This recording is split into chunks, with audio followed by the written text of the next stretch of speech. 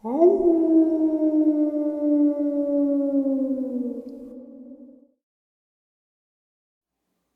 greetings and salutations, everyone. I hope everyone is still doing well, and welcome back to the second part of today's upload. Before we get into it, a couple links. As you know, I rely on Patreon, PayPal, and my merch to help the channel to continue to grow and go. The links to Patreon and PayPal are in the description below. My merch is displayed directly under the video. Also, Dogman Frightening Encounters, Volume 1, 2, and 3, the audiobook versions. They were written and researched by Tom Lyons, narrated and produced by me, Jeffrey Nadolny. Those audiobooks are available on Audible, Amazon, and iTunes, the links to which are also in the description as well. And finally, last but definitely not least, if you'd really like to help support this channel to continue to grow and go, simply subscribe, click the like button, and please leave a comment. It really does help, and it does matter. And now, everyone, I have taken far too much of your time. Let's get on with today's second half, shall we? So, for the last couple of months, we've been talking about Dulce and secret underground bases throughout America. And prior to this, a couple months before all this, so I don't know, February, I had talked a little bit about Admiral Byrd and the underground Nazi bases in Antarctica, New Berlin, and such.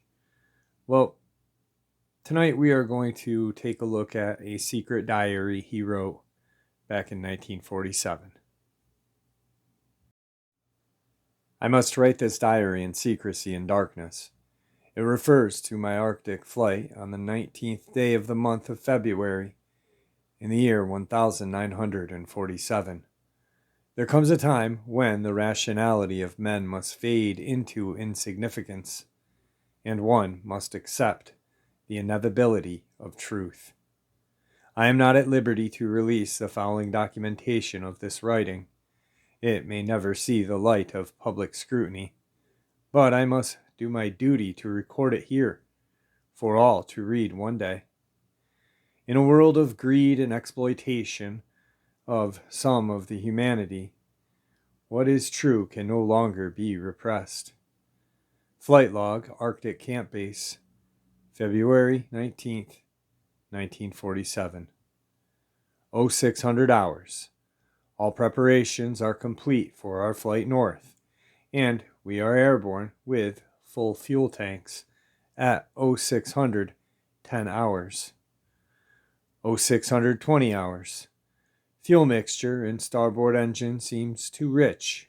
Adjustments has been made, and Pratt Whitneys are running smoothly. 0730 hours. Radio check with base camp. Everything is fine and radio reception is normal. 0740 hours. Slight oil leak on starboard side engine. However, oil pressure gauge appears normal. 0800 hours. Slight turbulence observed in the easterly direction at altitude of 2,321 meters. Correction at 1,700 feet. No additional turbulence, but wind tail is increasing. Slight adjustment to throttle controls. Aircraft running very well now. 0815 hours. Radio check with base camp. Normal situation. 0830 hours. Turbulence encountered again. Altitude increased to 2,900 feet. Flight condition smooth again.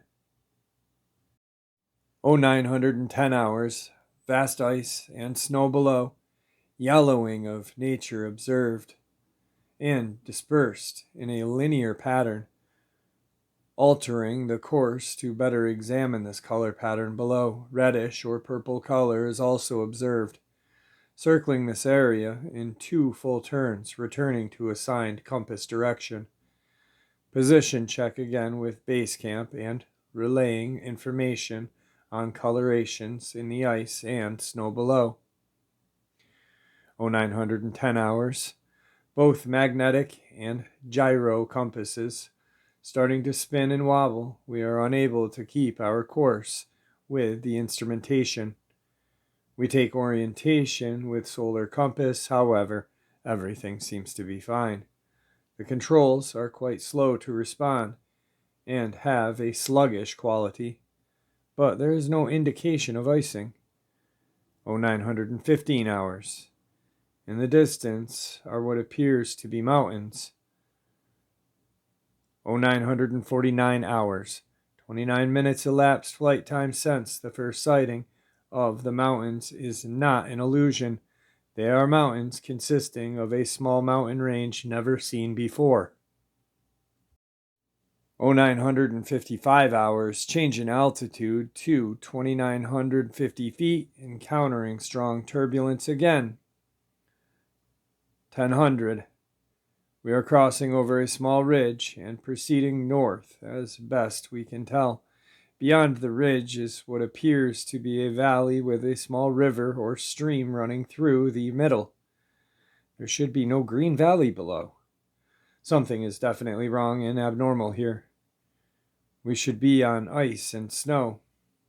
On the port side, large forests grow on the slopes of the mountains. Our navigational instruments keep turning. The gyroscope oscillates back and forth. 1005 hours.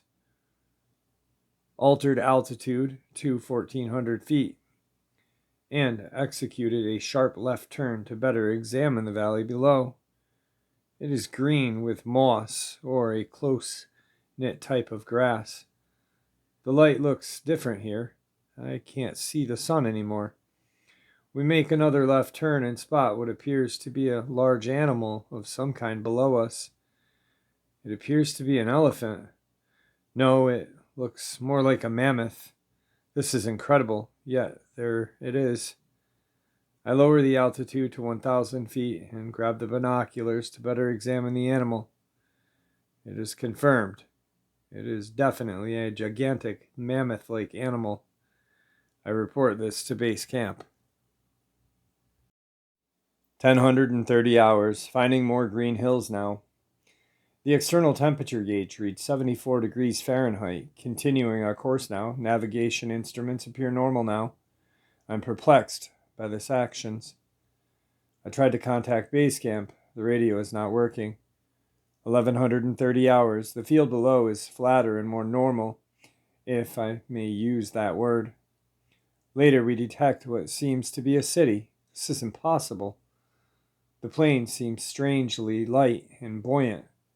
The controls refuse to respond. My God. Outside our port and wing starboard is a strange type of aircraft. They are closing fast throughout. They are disc-shaped and radiating. They are close enough to see the markings on them. It's a type of swastika. This is fantastic. Where are we? What has happened? I pull back on the controls. They won't answer. We are trapped in an invisible iron grip of some kind. 1135 hours. Our radio crackles and we hear the voice in English with what is perhaps a slight Nordic or Germanic accent. The message is, "Welcome, Admiral, to our domain.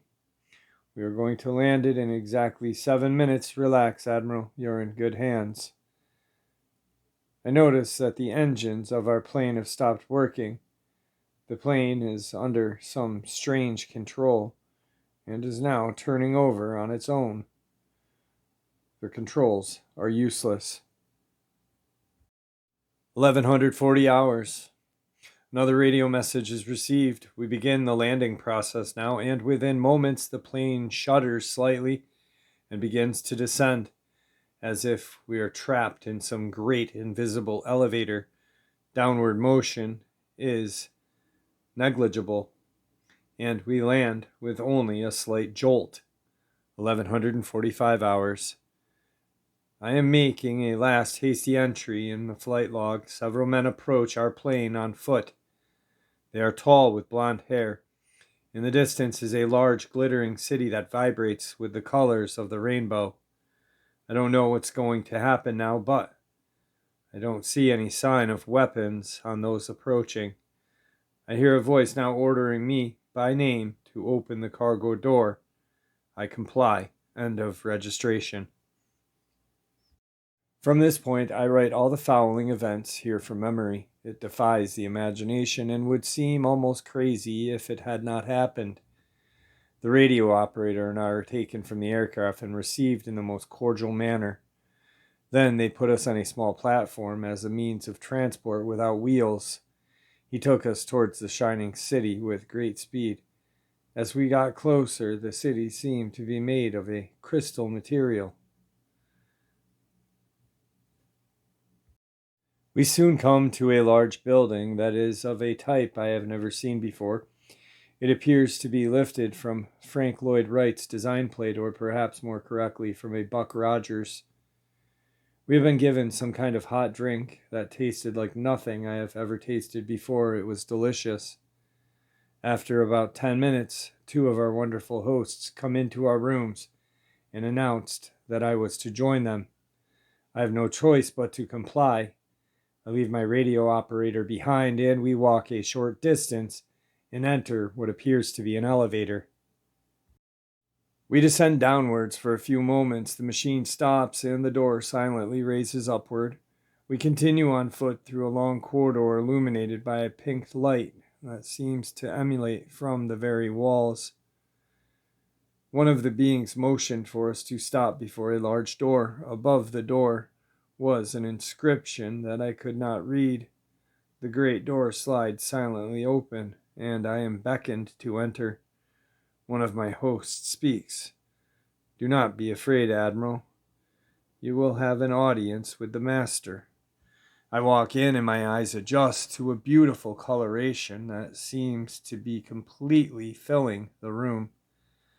Then I begin to see what surrounds me. What my eyes saw is the most beautiful sight of my entire existence. In fact, it is too beautiful and wonderful to describe. It is delicate. I don't think there is a human term that can fairly describe it in detail. My thoughts are cordially interrupted by a warm voice of melodic quality. "I welcome you to our domain, Admiral." I see a man with delicate features and the engraving of the years on his face. He is sitting at a long table. He motions me to sit in one of the chairs. After I sit down, he steeples his fingers and smiles. Speak softly again and convey the following. "We have let you in here because you are of noble character and well known in the surface world, Admiral."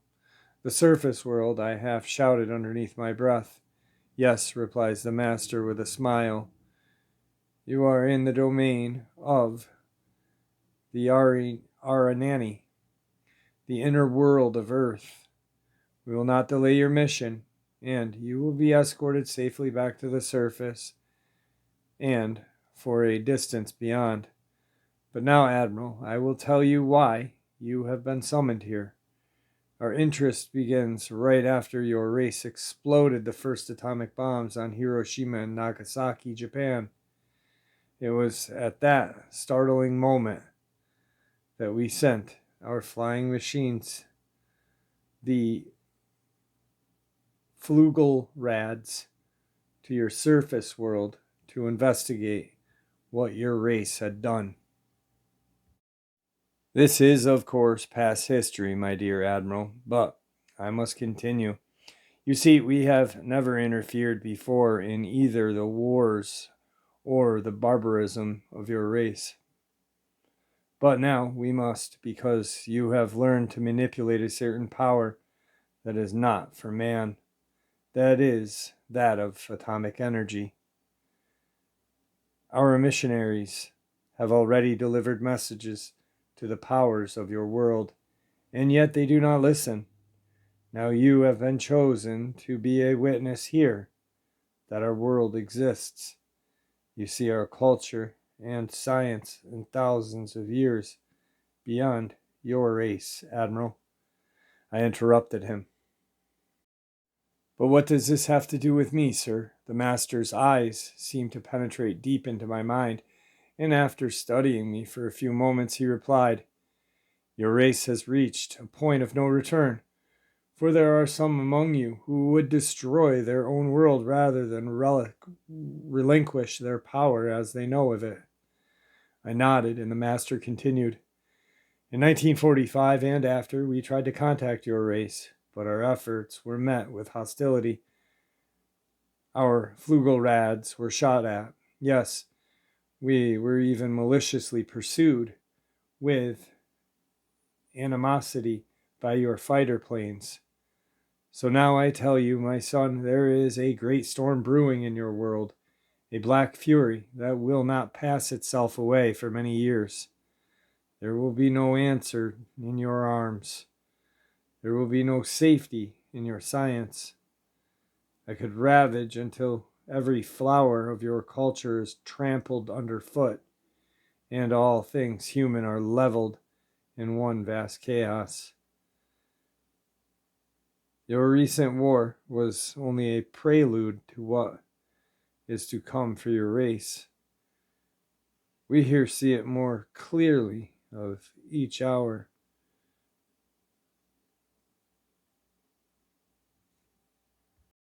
You say I'm wrong? No, I reply. It has happened once before. The Dark Ages came and lasted for more than 500 years. Yes, my son, answered the master. The Dark Ages that will come now for your race will cover the earth like a pall. But I believe that some of your race will survive through the storm. Beyond that, I cannot say. We see at great distance a new world rising from the ruins of your race.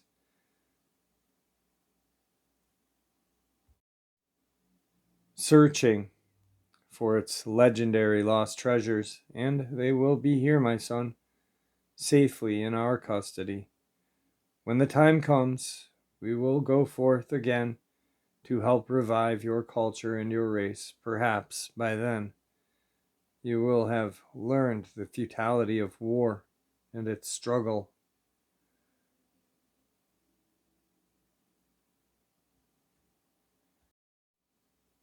And after that time, surely your culture and your science will be returned to your race to start anew. You, my son, are going to return to the surface of the world with this message. With these last words, our meeting seemed to have come to an end. I stayed for a moment as if in a dream, but nevertheless I knew that this was reality. And for some strange reason, I bowed a little, either out of respect or humility. I do not know which. Suddenly I found myself once again aware that the two beautiful hostesses who had brought me through here were once again at my side. This way, Admiral, one indicated. I turned once more before walking out and looking toward the master. A soft smile spread across their delicate, ancient face. Goodbye, my son. He waved his beautiful, slender hand in a gesture of peace, and our meeting was truly over. We quickly walked back through the large door of the master's chamber and once again entered the elevator. The door slid silently down, and at that same time, we went up. One of my hosts spoke again. Now we must hurry, Admiral, as the master does not wish to delay you any further from your scheduled time, and you must return with your message to your race. I didn't say a thing. All of this was almost unbelievable, and once again my thoughts were interrupted when we stopped. I walked into the room, and I was back with the radio operator. He had a worried expression on his face. As I approached, I told him, "It's okay, Howie. It's all right."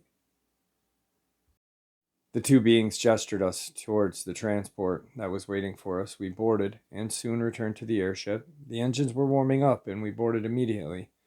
The whole atmosphere now seemed charged with a certain air of urgency. As the plane's cargo door closed, the plane was immediately lifted by an unseen force until we reached an altitude of 2,700 feet. Two of the planes were close at a distance, guiding us on our way back. I must immediately say here The speedometer was not registering a reading. However, we were moving at a very fast pace.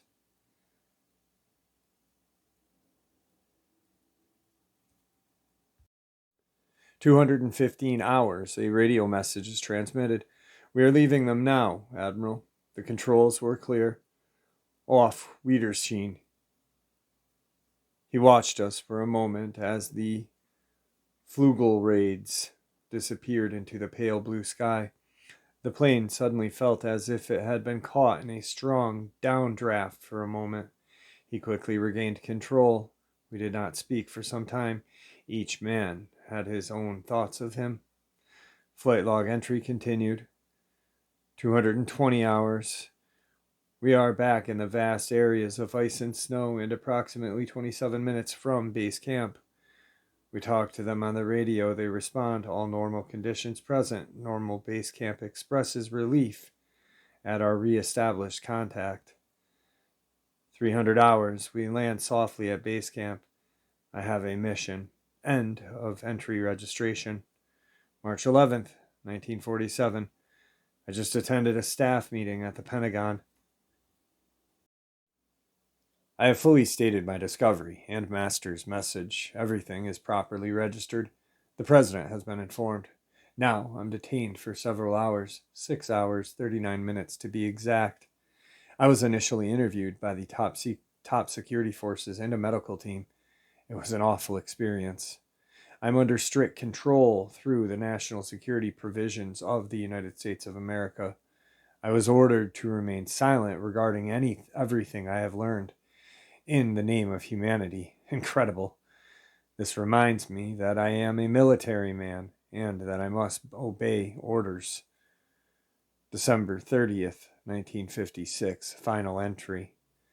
These past few years since 1947 have not been kind. I now make my final entry in this unique diary. In closing, I must say that I have faithfully kept this matter a secret all of these years as directed. It has been completely against my moral right values. Now it seems to me that the night is approaching and this secret will not die with me, but like all truth, it will triumph, and so will I. This may be the only hope for humanity. I have seen the truth, and this has quickened my spirit and set me free. I have done my duty to a monstrous military-industrial complex. Now the long night begins to draw near, but it will never end. Just as the long night of the Arctic ends, the bright sun of truth will come again, and those who are in the darkness will fall into its light. For I have seen that land before or beyond the pole, the center of the great unknown. Admiral Richard E. Byrd, United States Navy, December 24th, 1956. All right, guys, so we've been looking into Dulce, and prior to that, we did look into a little bit of the underground bases in Antarctica.